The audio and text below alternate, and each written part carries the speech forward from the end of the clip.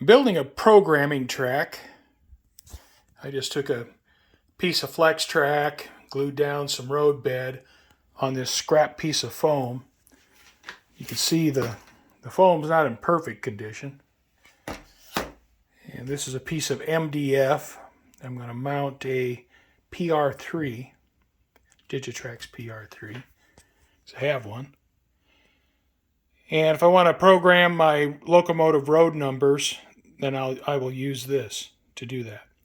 And in the future, as I get more experience and more knowledge, I can change CVs and whatever else I want to do using this piece of track. I use flat latex paint to paint it, just to give it a little bit of, so it's not pink. And I might do a little bit of scenic work on it, just the very bare basics. First, I'm going to paint the track and then take it from there. Well, I'm getting ready to paint the track.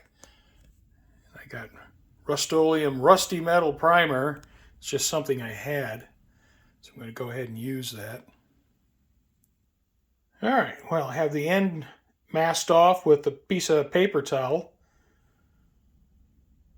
And I'll mist on some primer and try to get the rails painted and get some primer on the ties. All right, I just painted the track. So I got a piece of cork road bed. Let's go ahead and go over the top of the rails and get the paint off.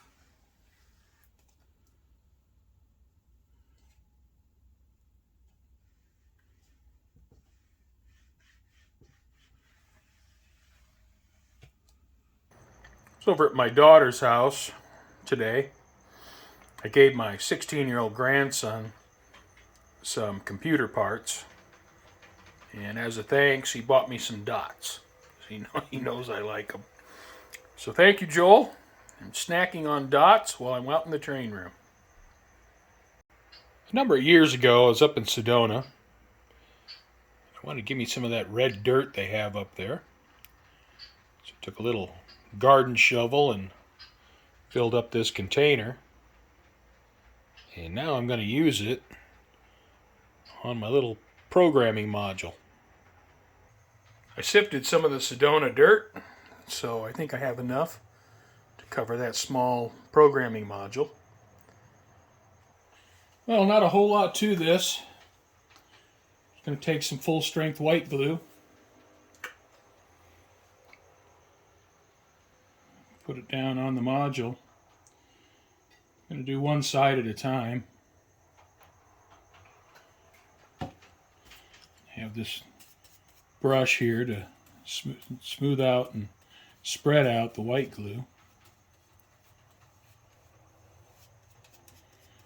I tape the edges of the module here to try to keep the sides neat. You can see some spots where the glue hasn't stuck to the paint real well. I just try to work that in. Using flat paint helps, but it doesn't necessarily cure all of it. With gloss paint, the glue wouldn't stick well at all. So just work it in a little bit. All I do is just take the dirt, just put it on the glue while it's wet.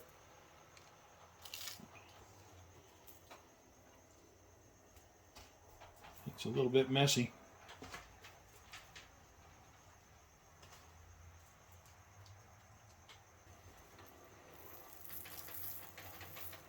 All right, so that's done. Just kind of press the dirt down into the glue.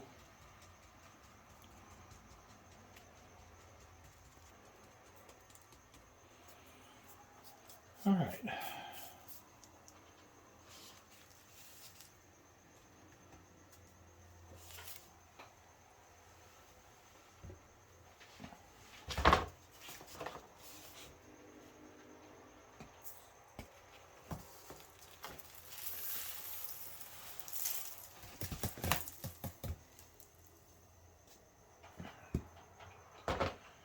Does make a bit of a mess.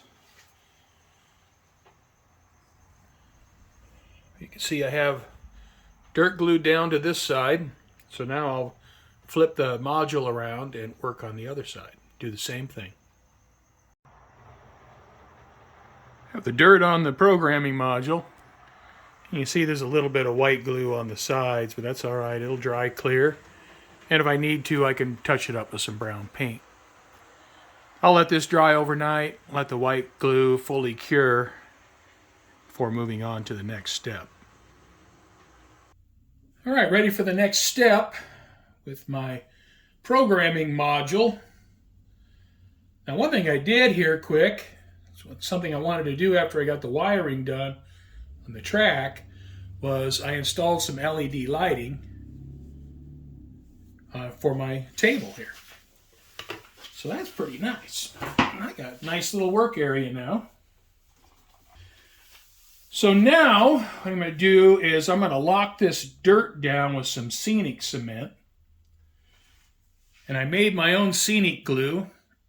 I took white glue, thinned it with water, and then put in a few drops of dish soap. And that stuff, it works really good. The first thing I need to do is saturate the dirt with isopropyl alcohol, and that breaks the surface tension. So when I put my Scenic glue on, the Scenic glue will penetrate the dirt and lock everything down. So I'm going to take my isopropyl here. This is 70%, and that's good. I've also used 90%. That works great too. And I'm going to do 1/2 at a time. So I want to get my Scenic glue on before the alcohol evaporates. So I think I'll do this much for now. I'll get this little piece done here, and then I'll add the Scenic glue. Take my Scenic glue. I mix this up real well. It tends to separate if it sits for very long. But I mixed it up just a few minutes ago.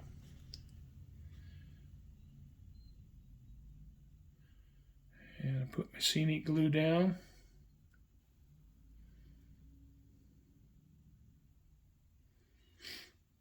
And I want to make sure it spreads out and covers all of the dirt.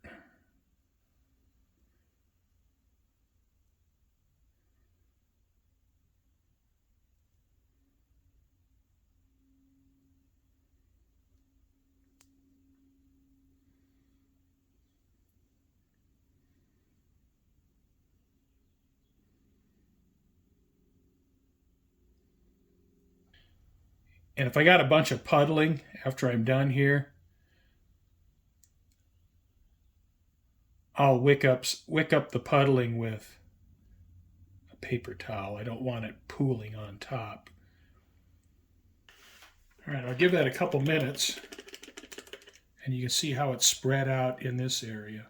I'll give this a couple minutes over here. But I have a lot of glue on there, so I'm going to want to wick some of that up. All right, the Scenic glue has penetrated the dirt, and I got a lot of extra, so I'm going to use a paper towel and pull some of this up. It's too much. I always get worried I'm not going to have enough, and I almost always put too much on.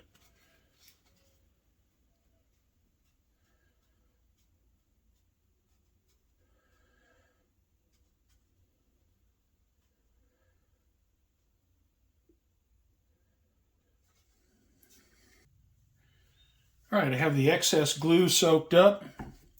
I'm going to continue on with this area, finish it.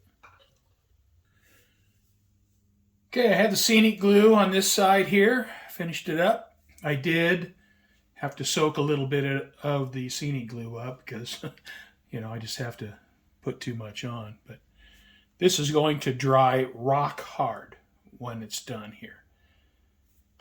So what I'll do, I'm going to flip this around and do the other side, do it exactly the same way.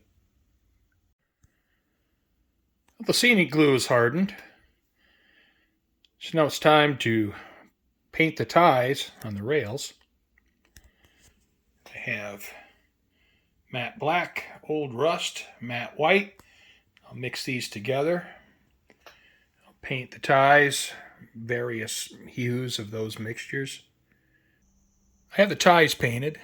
I just mixed up various hues of gray and dark brown and a grayish brown and randomly painted the ties. And once the paint dried, I used pure white to dry brush the ties to highlight the edges. So what I'm going to do now is I'm going to use some enamel. And this is a brown wash for German dark yellow. I do military models, but this real dark brown will make a nice pin wash for a spike detail. And this is an enamel versus acrylics. I've applied the pin wash to the spikes. And so I think the next thing for the track is ballast.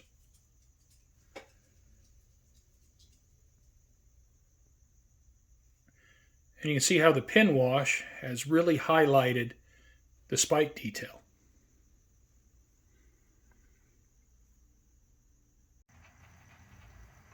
While working on the programming module, I'm running locomotives on the town section of the layout.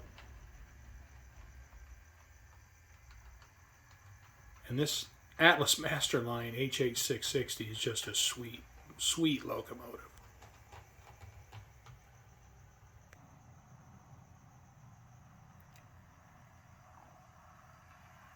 This locomotive is a beautiful runner.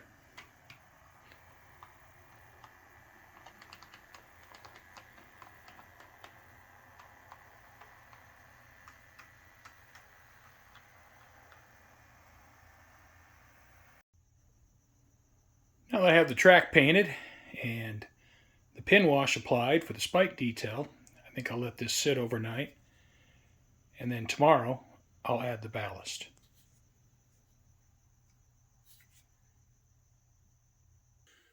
I bought this ballast tool a lot of years ago, probably 7 years ago when I was first getting interested in the hobby. I've never used it, so I want to try it. So I'm gonna use this Cinders ballast. Let's see how this works.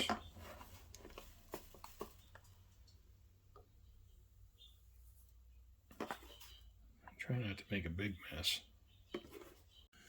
Well, let's see how well this works. All right, turned it so the dots align.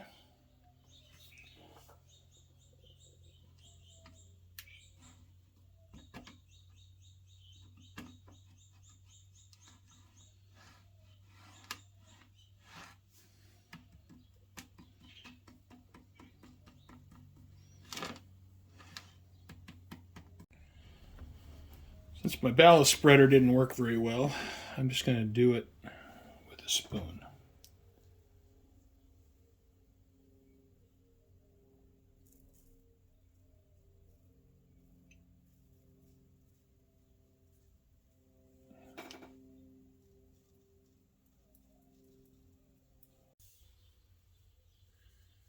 Well, after messing with it for a while, it's about as good as I can get it. Got a lot of crumbs here on the rails. I have a hard time getting those off. Seems like when I sweep them, I just end up creating more.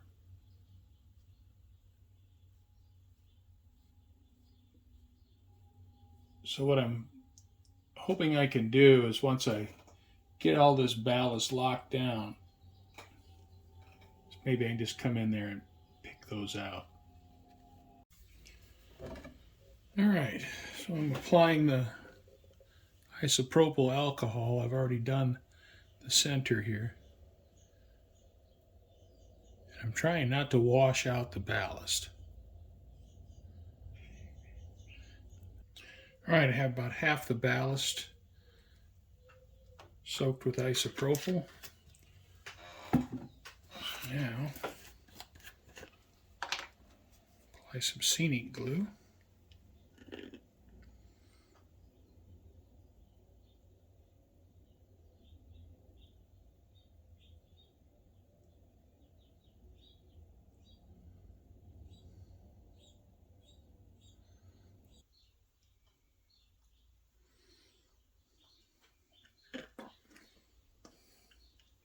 I have ballast on the programming track, so I'll let this dry for a few hours.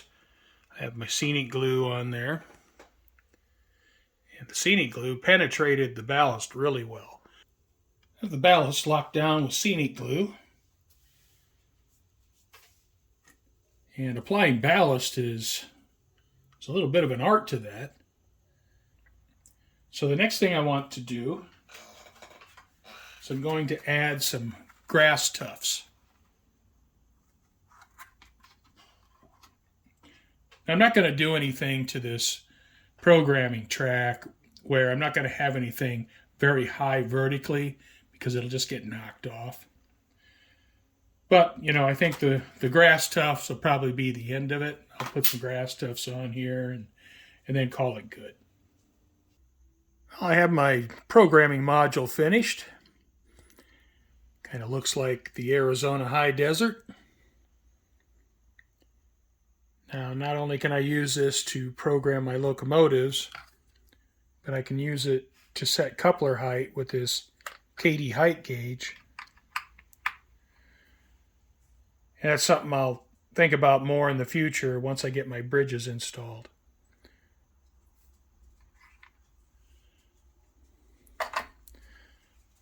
Got everything hooked up. I got my PR3 connected. I have a USB cable run to the laptop. So I'm going to go ahead and fire this up. All right.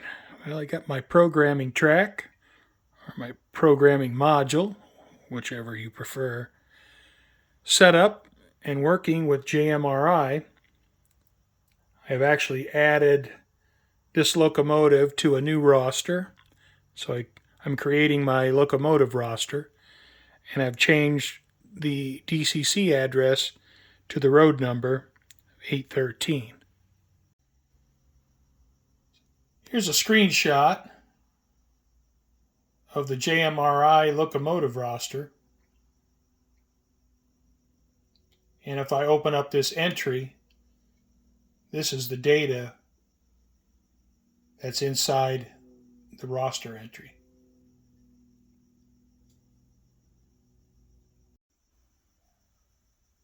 All right, well, I've changed the locomotive address in JMRI using the programming module and the Digitrax PR3. So get the locomotive on the layout, see if it works. You can see I have 813 selected. I have power to the track, so the GP20 is all fired up.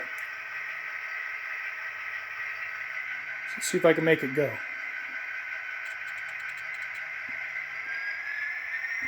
Sweet.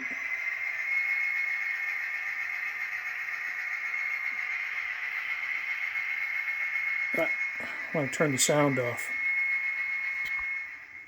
There, sound's turned off.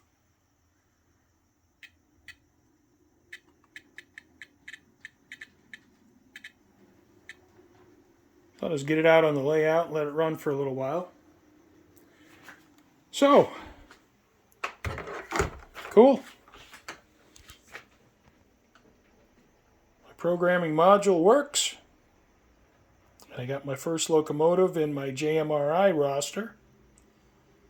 So I'll continue to work on that over time, and I'll also try to learn some new JMRI features in the future.